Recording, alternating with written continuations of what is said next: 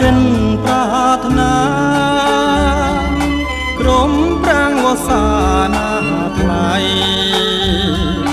មិនថាយុគមិនថាថ្ងៃស្រនងអាឡ័យក្រុមគ្រាចិននៅតែគិតចង់បាន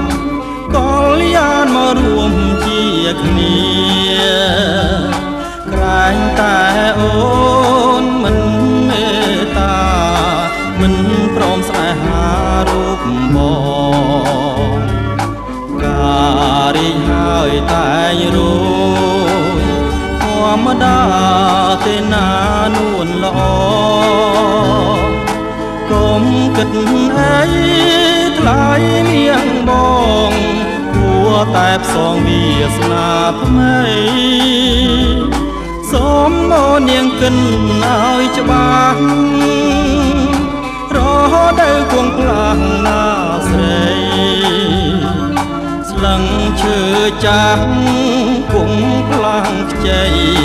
ចិនស្រីគង់ផ្លាំងថ្មីបា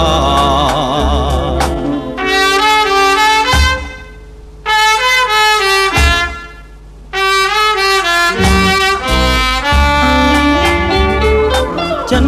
នៅតែកិនប្រាថ្នាក្រុមប្រាំងវសាណាថ្លៃមិនថាយុគមិនថាថ្ងៃស្រនងអាឡ័យក្រុមគ្រាចិននៅតែកិនចង់បានកលយានមករួមជាគ្នាតែងតែអូនមិនមេត្តាមិនព្រមស្នេហារូបបង